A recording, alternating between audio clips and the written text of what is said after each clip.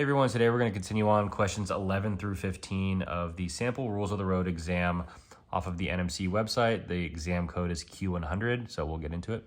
Question 11, both international and inland, which is true of a power-driven stand-on vessel? So when I think of stand-on vessels, we first want to establish what that means. We can do that through reading the crossing situation rule, Rule 15. When two power-driven vessels are crossing so as to involve a risk of collision, the vessel which has the other on her starboard side shall keep out of the way and shall, if the circumstances of the case admit, avoid crossing ahead of the other. So when we look at a crossing situation, vessel A and vessel B are on crossing paths. What we just read is that the vessel which has the other on her starboard side shall keep clear. So vessel A has vessel B on its starboard side. So vessel A has the duty to keep clear and is the giveaway. Vessel B is the stand-on. So after we establish this, who's the giveaway and who's the stand-on in a crossing situation, we can go to Rule 16 and 17 and see what their duties are. So action by the giveaway vessel. Every vessel which is directed to keep out of the way of another vessel shall, so far as possible, take early and substantial action to keep well clear. So in this situation, vessel A has to take early and substantial action to keep well clear of vessel B. So action by the stand-on, where one of two vessels is to keep out of the way of the other, where one of two vessels is to keep out of the way, the other vessel shall keep her course and speed. We'll continue on. The latter vessel may, however, take action to avoid collision by her maneuver alone as soon as it becomes apparent to her that the vessel required to keep out of the way is not taking appropriate action in compliance with these rules. So what that just says is the stand-on vessel maintains course and speed. This vessel is required to keep out of the way. We maintain course and speed so as not to kind of freak vessel A out. But as soon as it becomes apparent that vessel A is not taking sufficient action to get out of the way, we can now maneuver. So we'll go ahead and apply that to the answer choices that were given. Answer B is we're required to maintain course and speed in a crossing situation, but may take action to avoid collision. So that's what we just read. We're required to maintain course and speed, but if vessel A or the giveaway vessel is not taking sufficient action, we may take action to avoid collision. So in this case, answer B is correct. We can look at the other answers and see why they may not be correct. So answer A, what's true of the stand-on? Is it required to give way in a crossing situation? No. There's a giveaway vessel and a stand-on. The stand-on holds course and speed. So A is not correct. Required to sound the first passing signal in a meeting situation. This is incorrect because it does not, nowhere in the stand-on rule 17 does it say that any sound signals are required, and free to maneuver in any crossing or meeting situation as it has the right of way. We just established that the stand-on vessel does not have the right of way. So A, B, and D are incorrect. Let's see if we're right. Answer B, yep.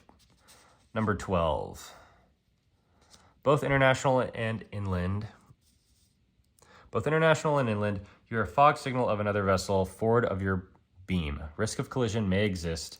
You are required to take which action? So I have Rule 6, which is the safe speed rule written down here.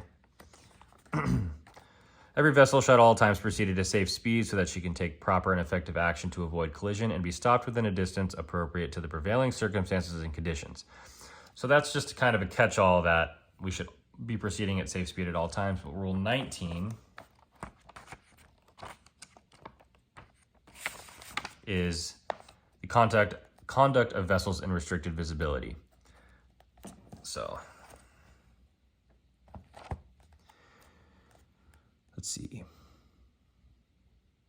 Every vessel shall proceed at a safe speed adapted to the prevailing circumstances and conditions of restricted visibility. A power-driven vessel shall have her engines ready for immediate maneuver. So after reading that and understanding this, we know that answer B cannot be the answer. This rule dictates that we shall have our engines ready for immediate maneuver. In other words, we can't stop our engines. Rule 6 and Rule 19 both have mention of a radar plot, but nowhere in the rules does it say that we must begin a radar plot. And so that would now take answer D out. So take all the way off if necessary. It looks like it's going to be the right answer. Let's find some supporting evidence in the rules book. Except where it has been determined that risk of collision does not exist, every vessel which hears apparently forward of her beam the fog signal of another vessel, or which cannot be avoided a close quarter situation with another vessel forward of her beam, shall reduce her speed to the minimum at which she can be kept on course. She shall, if necessary, take all her way off, and in any event, navigate with extreme caution. So that's what we're looking for. She shall, if necessary, take all way off. That is answer A, pretty much word for word. Let's see if we're right. Yep. Question 13. You are underway in heavy fog. You hear a fog signal of a vessel which is somewhere ahead of your vessel.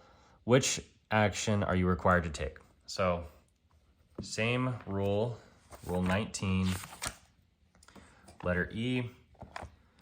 Again, except where it has been determined that risk of collision does not exist, every vessel which hears apparently forward of her beam, which is what we just read in the question. Let's see. Shall reduce her speed to the minimum at which she can be kept on course. She shall, if necessary, take all the way off. So let's see what answer choice goes along best with what we just read. Maintain course and speed, that's incorrect. Stop engines. If we stop our engines, that means we don't have maneuverability, so C is not going to be the right answer. Slow to moderate speed and navigate with caution. Nowhere in the rules book is moderate speed defined or even mentioned, so anything that says moderate speed is not going to be the answer. Slow to a minimum to maintain course and navigate with caution. That's what we just read, so A is going to be the right answer there. Yep.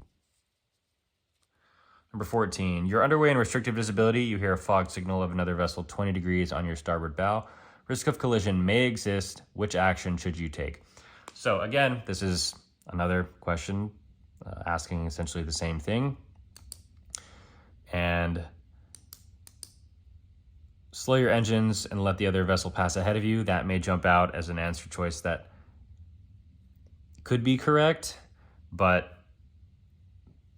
Rule 19 doesn't give strict action as to what you should do in this situation.